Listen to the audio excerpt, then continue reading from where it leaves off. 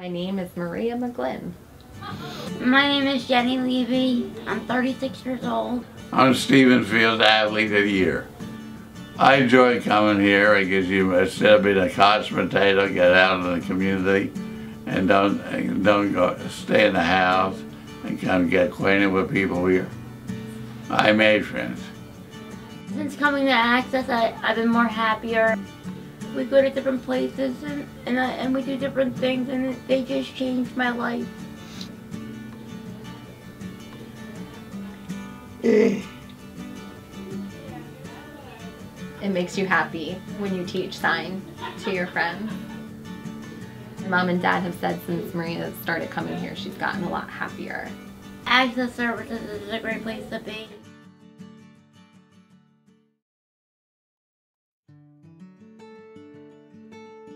What spawned the development in the disability field was the civil rights movement.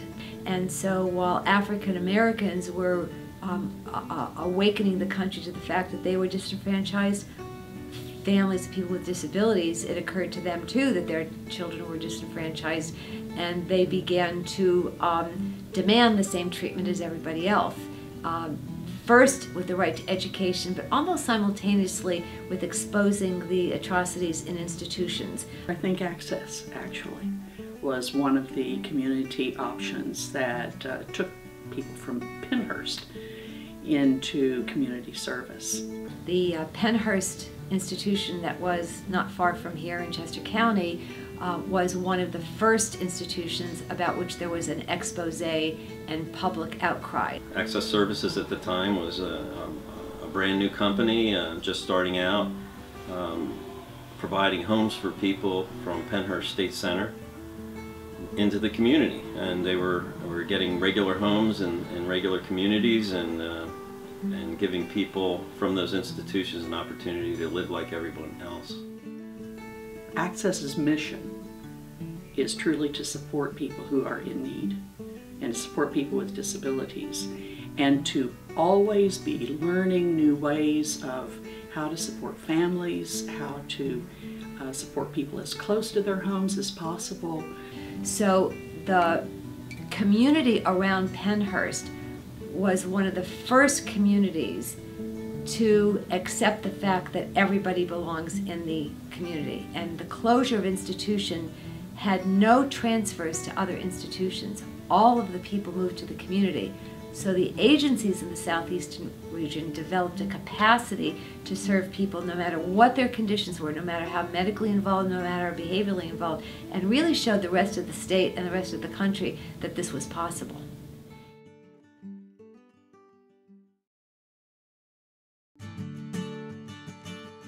Our goal is not necessarily to give advice, but our goal is to help this person work through their problems by themselves. Teen Talk Line is a judgment-free place that's entirely confidential. Somebody who's having issues can text us and just talk about whatever they want. They can lay out what's going on. Helping me out because I only know one person on that class. And we're here to just ask questions to help them answer their own problems. Oh, yeah, because that's no classrooms on that. Yeah, it's kind of just as nervous about it if they don't feel like doing it. We've seen a lot of different things, whether it's someone that's just in school dealing with like classes or problems with friends or insecurities, or even someone that's genuinely dealing with serious things to the point where we needed to tell them to like contact Child Crisis. By being involved and giving out that phone number, you are making the world a better place. My life before going into the foster care system, it was very traumatic as a person. I was very explosive because of everything that was going on. At that point, I moved into my first foster home. I ended up being transferred from their house to the Bowman's house, and I stayed at the Bowman's for 3 years, and I just really felt at home there. I think with Access, that they had my best interest at heart. The people there really care, and there is not just another case. That's how I think of them, as just like people who are honestly, truly there to help each person in their specific situation.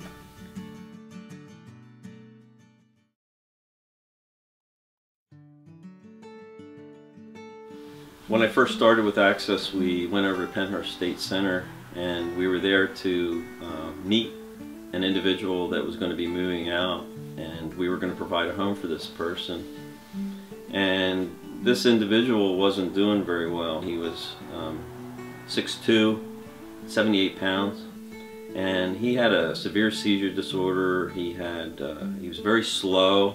So I go over and I watch him one day, and they put a tray in front of everybody. There's probably 30 or 40 people in the room, and everybody just dug in and ate the food. Well, this young man would get a spoon, and he would go to take a mouthful, and he would bring the spoon up to his mouth, and the food would fall off, and he'd put the empty spoon in his mouth.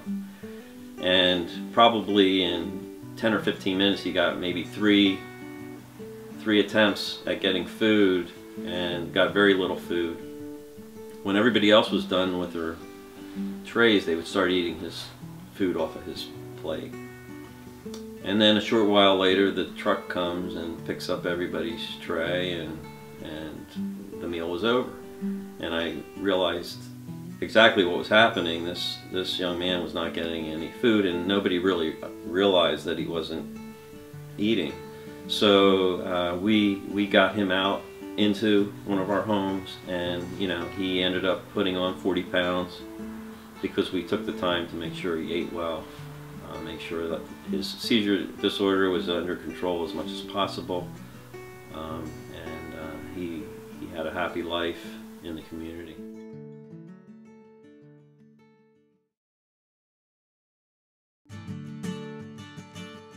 I was molested when I was 7 years old from my sister's husband. I had to come to realize that, and I didn't realize that actually what it was until I was older. So that's when all the anger came on as a gangbuster. That got me caught into the criminal system. Part of that was having me act out and, being violent. And there's a lot of topics that I talk to Chris about, because I don't understand it. And just to sit and generally talk about just general things in life. I have been subjected to other services before and everything else like that. It's not saying that they didn't do well or they didn't give me my best, but Access Services tapped into what I believe in. And I will always say, a man that walks with God will always get to his destination. Trust that.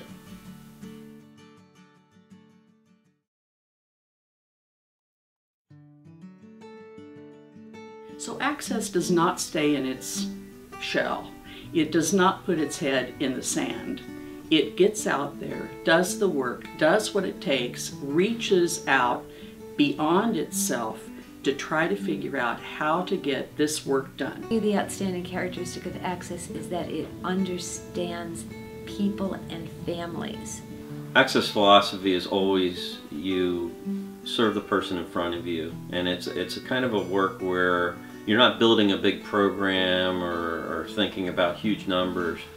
You look at the person in front of you and you serve that individual. Access is willing to step up with children and youth and adults when sometimes other people won't step up. Makes the organization very valuable, but it also shows other people the way. I hope in the future of Access that we're an organization that makes a difference in people's lives and in the communities. And when people look back years from now, they'll say Access Services made the world a better place.